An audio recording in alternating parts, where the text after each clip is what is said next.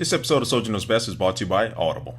Hey, what's up guys? Soldier Knows Best here with my review of the iPhone 5. One of my most anticipated reviews of the year. A lot of people are wondering how this phone performs against the previous version and where it stacks up against most of the big cell phones out there on the market right now. So I'm gonna cover all the categories from the design, the camera, the OS, and tell you whether or not this will be a good phone for you. Just gonna first talk about the design and the hardware.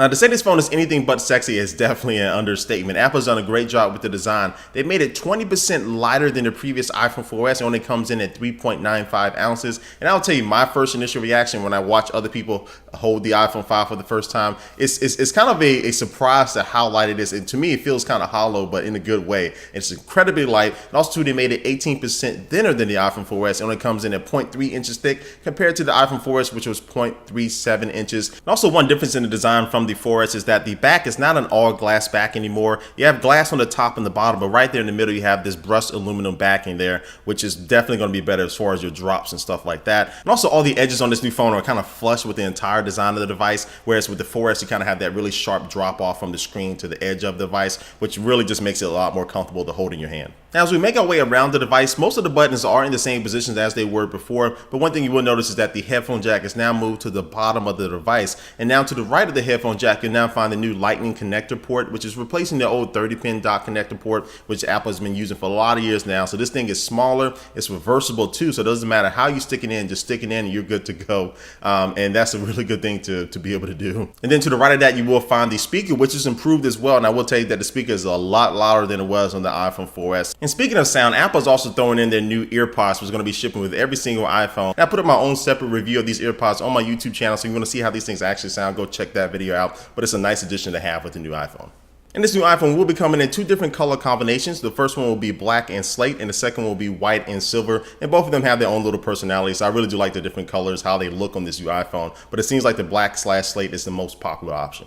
And now I was going to talk about the screen. All the previous iPhones have been rocking a 3.5-inch screen. With this new iPhone 5, Apple has made it a 4-inch screen now. And one thing to note is that it's not wider than the previous iPhones. All it is taller. So that does make for a different experience. And it has a resolution of 1136 by 640. And it has 326 ppi, which stands for pixels per inch. So this is still a Retina display, but it is better than the iPhone 4S screen because it has 44% better color saturation and just is overall brighter than the iPhone 4S. And I found you get the biggest advantage of using this taller screen, not because you have an extra row of applications, but if you're playing a gaming application that requires you to have one thumb on the screen to control the joystick and one thumb to control the buttons, it doesn't feel like you're kind of missing out on a lot of the action because your thumbs are taking up a lot of space. Because it is wider, you have a lot more room and a lot more visual space there for the particular game. And plus, too, now you can watch videos in full widescreen that take up the entire screen instead of having the letterbox. So that's really the biggest advantage of the screen.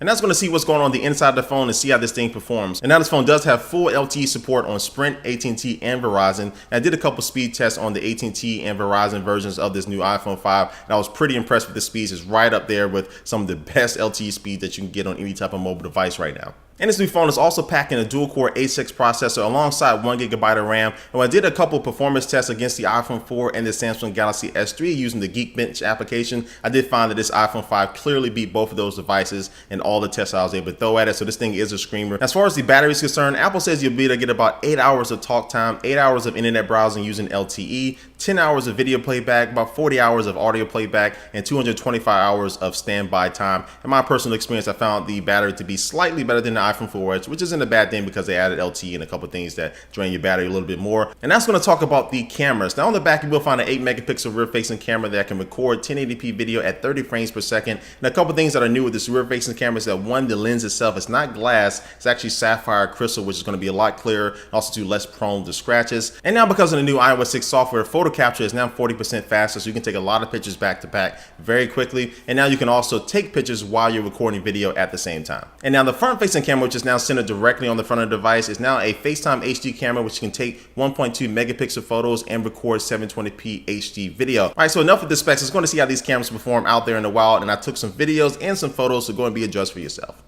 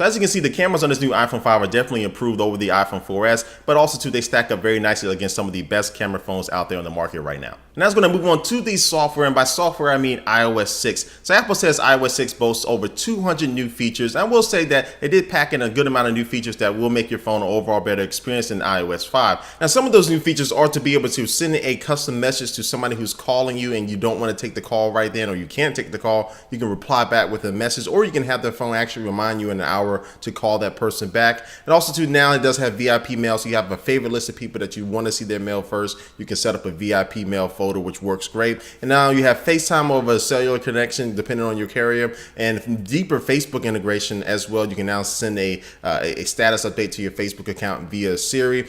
So overall, iOS 6 has a bunch of cool new features, but also too, it does have a couple of shortcomings as well. One of the first things is going to be maps, because a lot of people are having problems with the maps not being as accurate as it could. It has a couple good things with the 3D flyover, and I love the turn-by-turn navigation that's in the apps, again being a few years late to the game as far as some other OSs out there. But maps overall definitely has some work to be done. It can probably take a couple of years at least for their maps to get up to the Google Maps standard, which they got rid of. Then for me, the big negative is that I feel that iOS 6 is just a little too safe, and I think a lot of people just feel like Apple could have did more. You just felt wanting more from iOS 6. You have some very awesome hardware, but the OS doesn't seem to be pushing that hardware to the limit like it should be, and Apple should be taking a little bit more chances. And they just really incorporated some of the cool things that people are doing in the jailbreaking community. We've been asking this for a long time. I think iOS 6 could have been a lot better. So overall, iOS 6, solid update, some really good useful features. Siri is better, but definitely there could have been a lot more to it that Apple could have done to it. Wrap up my review of the iPhone 5. So where does this iPhone stand in this cell phone market? But this phone definitely is up there in 1 and 2 as far as the smartphone game, right up there next to this best Android alternative, which is the Samsung Galaxy S3. So Apple has done all the necessary updates on the inside by making this phone twice as fast, but really went the extra mile with the design to make it thinner, to make it lighter, to make the screen bigger, but also more useful. And all this results into the iPhone 5 being a very solid, complete, all-around phone that does a lot of things very well. And again, the biggest negative with this iPhone 5 comes with the software with iOS 6. Don't get me wrong, it's very solid, has a lot of new enhancements and features to it, but you just kind of get the feeling that Apple could have went a little bit further with iOS 6 on this iPhone 5, especially with the hardware that is packing on this new phone. But all that being said, this new iPhone 5 is a very solid phone. If you are going to be getting it, I don't think a lot of people have been disappointed with it who actually own it. But if you are debating upgrading from the iPhone 4S to the iPhone 5, one thing to note is that the software is identical on both of the devices. The iPhone 5 doesn't have any new features that this iPhone 4S doesn't have, so that's one thing to note. Really, you'll be wanting to upgrade because of the hardware, and because it is thinner, because it is lighter, because the cameras are better. If that's enough for you to upgrade from the 4S to the 5, do it. You won't be disappointed. So anyway, guys, this about sums up my review of the iPhone 5. But before we head out here, I'm going to take one last look at our sponsor for this video. And today's sponsor is Audible, which is the leading provider for downloadable audiobooks and spoken word entertainment. You can download these books on your cell phone, your tablet, your computer, almost anything if you want to listen to it while you're on the go. They have over 100,000 different titles from different genres like science fiction and thrillers and comedies. And you can download a book, like one of my favorite books that I downloaded was the biography of Steve Jobs. You can actually get that from the store right now. You can get that for absolutely free if you go to audiblepodcast.com/soldier, because you can try out one free book right now. Yes, go to audiblepodcast.com/soldier and go ahead and get the downloading. Let me know what you're going to be reading down below. All right, guys, again, thanks for watching the video. And also, too, I want to make an announcement that I'm going to be part of a brand new channel that's launching here on YouTube very soon called Tech Feed, where you can get a show Monday through Friday from some very popular tech hosts like Veronica Belmont, John Rettinger, myself, Richard Ryan, and then Shannon and Darren from Hack 5. And so Monday through Friday, you're going to have a new show coming from all of us. I'm going to be in the Wednesday time slot. The name of my show is Soldiers Tech Battlefield. I'm going to be pitting two products against each other. So two popular tablets in the category, two popular cameras, two popular cell phones. I'll be pitting them against each other to see which one can come out on top. So again, go ahead and subscribe to that channel. Again, youtube.com/techfeed. Let us know what you think, guys. Again, leave a comment down below what you think about my review of this iPhone 5. And thanks for watching this video, guys, and I will catch you later. Peace.